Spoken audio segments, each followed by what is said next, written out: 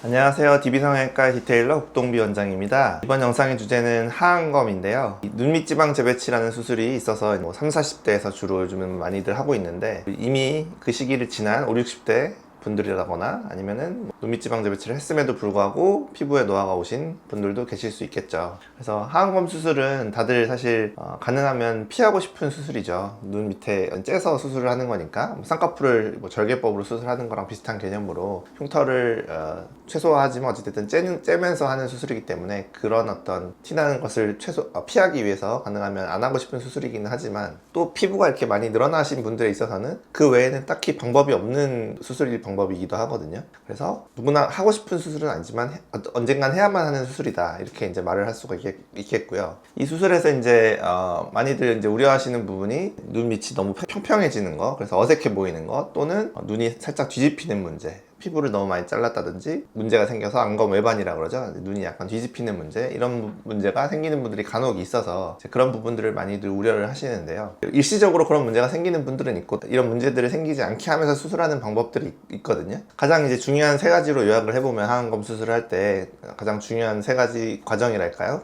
요약을 해보면, 일단은 적절한 피부 절제량, 피부 자르는 폭을 너무 과하게 하면 안 된다는 거죠. 피부를 너무 많이 자르고, 의사도 이제 욕심을 부려서 너무 팽팽하게 해드리려고 피부 자르는 양을 너무 많이 가져가면 잘못하면 눈이 이제 뒤집힐 수가 있기 때문에 이 부분을 조심해야 되고, 절제량을 적당량을 해야 된다, 첫 번째. 두 번째는 이제 들어가서 눈밑 지방 재배치를 해줘야 돼요. 왜냐면 젊을 때 눈밑 지방 재배치를 하고 하안검을 하게 되시는 분 사실 아직 많지는 않거든요. 세대가 달라서 그런지 모르겠는데, 아직 눈밑 수술을 한 번도 안 한, 눈밑 지방 재배치를 안 받으신 분들이 하안검을 하게 되는 경우가 많아서 눈밑 지방 재배치 과정을 반드시 해줘야 되죠. 그렇지 않으면 그 앞에 말한 피부 절제만 하고 팽팽해지게 하는 거는 뭐 수술 직후에는 가능한데, 결국에는 눈밑이 다시 불룩해지고 눈물고랑이 다시 나오는 이런 문제가 생길 수 있어서 눈밑 지방 재배치를 반드시 잘 해줘야 된다. 그다음에 마지막으로 이제 안검 외반 같은 게 생기지 않게 하기 위해서 골막 고정, 근육을 골막에 고정하는 건데요.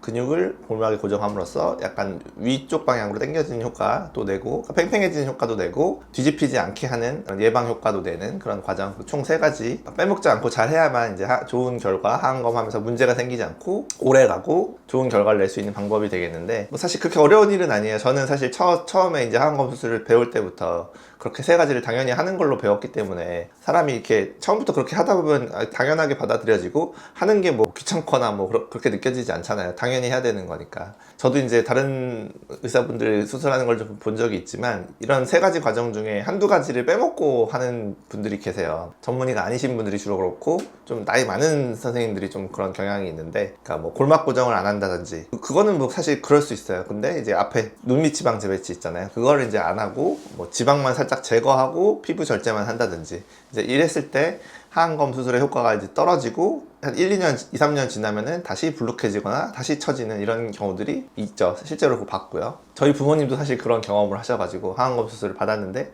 한 2년 뒤에 보니까 다시 늘어나 있고 다시 튀어나온 그런 경험이 있으셨거든요. 그래서 하안검 수술을 이 세 가지 과정을 꼭 해야 된다라는 점. 그래서 저는 이 세 가지 과정을 단 한 번도 빼먹은 적이 없고, 단 한 명의 환자에서도 빼본 적이 없어요.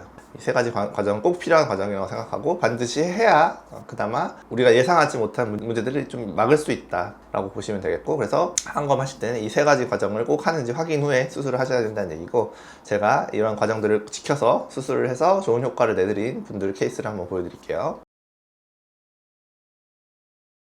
자, 첫 번째 케이스, 눈 위에 수술을 같이 하신 분들도 계시지만 이번 영상의 주제는 하안검이니까 밑에만 보세요. 피부가 불룩 늘어나신 분의 경우에는, 주름도 있고 이런 분의 경우에는 하안검밖에 방법이 없어요. 이거 피부를 좀 당기면서 수술을 해야 펴질 거 아니에요. 그래서 수술 후에 좀 팽팽해진 모습이죠. 이 이상 너무 팽팽하게 하려고 욕심을 내면 결과가 어색해지고 문제가 생길 수 있다고 보셔야 돼요. 다음 케이스, 주름이 이미 많이 생기고 피부가 이미 많이 늘어난 케이스죠. 그래서 눈밑을 째서 하는 하안검을 해야만 했고, 수술 후에 주름들이 잘 펴져서 많이 개선이 되었죠. 많이 개선이 되었는데 주름이 전혀 없이, 하나도 없이 된다라고 생각하시면 안 돼요. 그런 게 이제 바로 좀 과한 기대이자 의사들도 이제 좀 욕심을 부리는 걸 수 있는데, 그러려다가 문제가 생기는 거거든요. 이 정도 선에서 만족을 하고 부작용이 안 생기고 효과를 어느 정도 보는 것에서 만족을 하시는 게 서로 안전하고 좋다라고 보셔야 되고요. 다음 케이스도 눈 밑이 불룩하면서 좀 처져 있죠. 그래서 하안검 수술을 통해서 팽팽하게 해드렸고, 눈 밑에 지금 딱지가 좀 져 있어요. 이게 흉터가 아니고요. 눈 수술하시면 어떤 분들의 경우에는 눈을 좀 손대지 말라 그러면은 너무 조심하시는 분들이 계세요. 그러니까 세수를 어느 정도 이렇게 해주셔야 되는데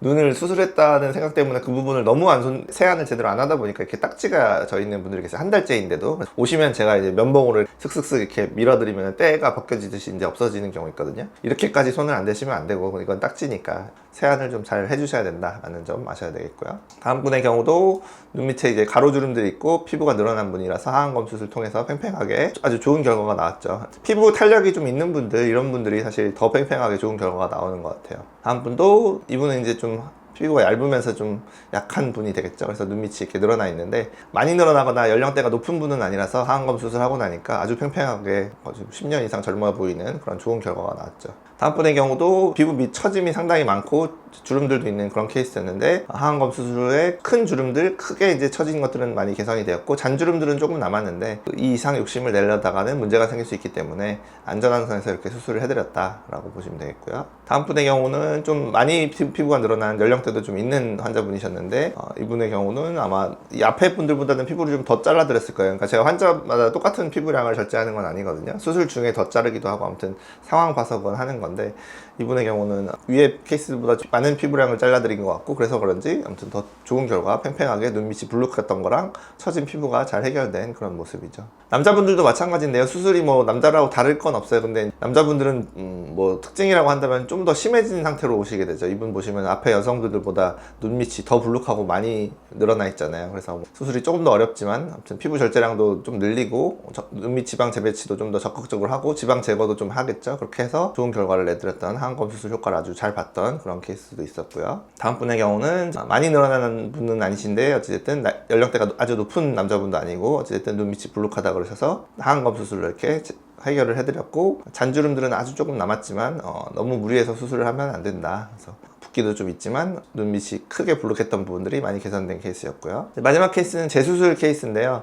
하안검 수술을 한번 하셨대요. 눈 수술 전 사진 보면 눈 밑에 흉터가 이렇게 살짝 보이죠. 그런데 그 밑에 그 애교살 있는 부위에 피부가 이렇게 축 처져 있잖아요. 그 밑에 부분, 눈밑지방 재배치나 이런 부분들은 잘 됐던 것 같아요. 그래서 눈물고랑이나 이런 건 없이 불룩해 보이는 건 별로 없으셨는데, 그 윗부분, 피부 처짐이 남으셨기 때문에 이렇게 되면 이제 피부를 이거를 잘라줘야만 해결이 되겠죠. 그래서 흉터도 어떻게 보면 눈밑 그 선에서 좀 떨어져 있으시거든요. 그래서 그거를 조금 더 제거하면서 좀 더 위로 올려드리는, 그러니까 흉터가 최대한 위로 붙어서 잘 안 보이게 하는 방법을 썼고, 이 피부 처짐을 좀 절제를 해서 이렇게 수술 후에 흉터는 더 위에 달라붙어서 더 안 보이게 되고, 피부 처짐은 잘 해결돼서 팽팽해진, 덜 처져 보이는 이제 그런 하안검 재수술을 해드린 분도 있었죠.